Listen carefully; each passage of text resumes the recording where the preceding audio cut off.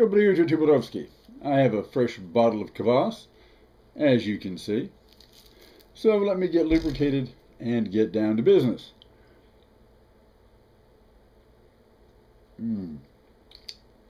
Yes, indeed. All right. So, science journalist Chris Mooney has written a new book on the GOP and science. I made a video partly based on some of this, The Republican War on Science, published in 2005.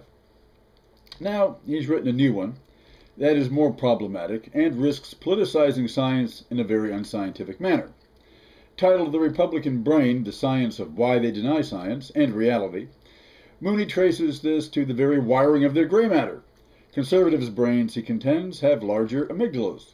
The amygdala is an almond-shaped mass of nuclei located deep within the temporal lobe of the brain, a limbic system structure involved in our emotions, particularly those related to survival instincts. The amygdala processes fear and anger and pleasure, and also determines what memories are stored, good over bad and such, and where they're stored in the brain, all based on the intensity of emotional response invoked by a given event. In other words, conservatives allegedly do not have a ready capacity to forgive and forget, based on the greater hostility stored inside this brain area. Those who grow up conservative also have a greater need to control their environment, even in early childhood. While liberals may turn conservative by frightening or distracting them, Mooney argues that conservatives can rarely turn liberal because they see new ideas as threats to their cognitive demand for order that must be choked off. Well, I think a moment's thought will show this theory is full of more logical holes than an Alzheimer's convention. Let's look at some concrete examples. The libertarian movement, as it exists in the US&A, is derived from the old conservative base of Barry Goldwater and the John Birch Society. The greatest contributors to libertarian causes, like the Koch family, were also co-founders of the Birch Society, an exemplary proof, so it seems, of Mooney's thesis. Only, a new generation of young, wealthy white activists have been stimulated by the anti-establishment neo-anarchist rhetoric of the 1960s. While absorbing their father's ideology of wealth along with the wealth itself, they identify with their peers' generation regarding war, peace, pot, sex, and religion. They are willing to question old shibboleths of economics, law, government, morality.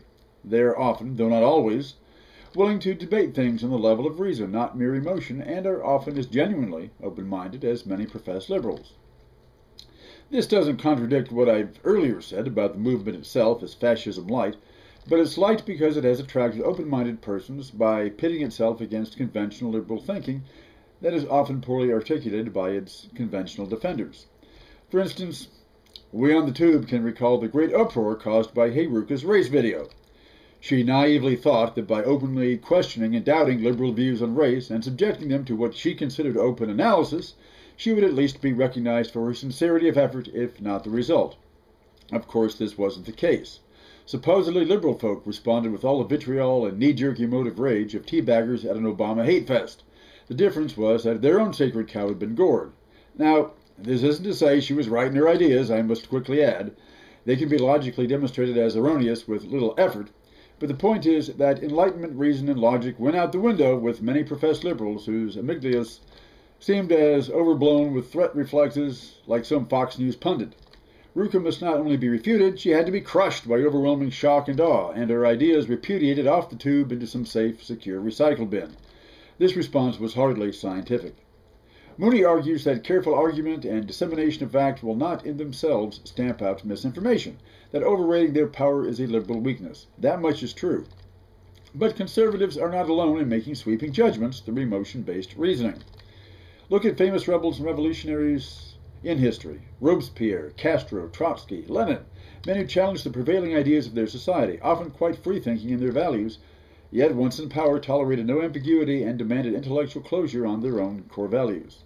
Political correctness, a term often hypocritically abused on the right, did originate as a disciplinary slogan on the left. In that regard, let me quote a letter from Fidel Castro, written in 1959 to Jules Dubois, the Chicago Tribune's Latin American correspondent. And I'll show you the original, photocopied off the back of the original edition, so you won't think I'm making it up, as follows. Dated from the command headquarters of the Revolutionary Army of the Republic of Cuba, February the 14th, 1959. Mr. Jules Dubois, I understand that you are writing a book entitled Fidel Castro Rebel, Liberator, or Dictator. I do not know what you will write, and I do not know what opinions you will express in the book. Every person in the Society of Free Nations, and even those who are oppressed under the heels of dictators, has a right to express his or her opinion. Under the tyranny of Fulgencio Batista, that right was denied to the people of Cuba. It is the duty of every newspaperman to report the news, for only with freedom of the press can there be political freedom. Should your book contain errors, and should your opinions expressed therein be mistaken or unjust, I shall not hesitate to express my own opinions about the contents of the book when it is published. Signed, Fidel Castro Ruz. Well, that hardly sounds like Fidel Castro, the thought-controlling megalomaniac of the Caribbean. That's because Fidel is a charlatan, who knows how to tell people what they want to hear. Okay, and because he does it so convincingly, it must mean his brain is developed far beyond Mooney's simplistic political topology.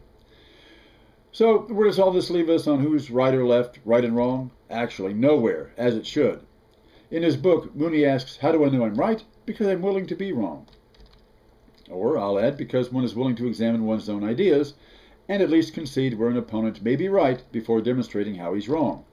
That purpose is not served with pseudoscience seeking to demonstrate some genetic difference, wiring us into different mindsets and ideologies, because practical experience, the basis of empirical science, shows people to be liberal or conservative, radical or reactionary, based much more on circumstance or a given issue. Common sense alone should have told us that much already. It's not too much to add that even people's brain tissues might change over time, along with their ideas and orientation, making Mooney's measurements meaningless as a predictor of belief or action. Uh-oh. That was quick. Hello? W. Bush.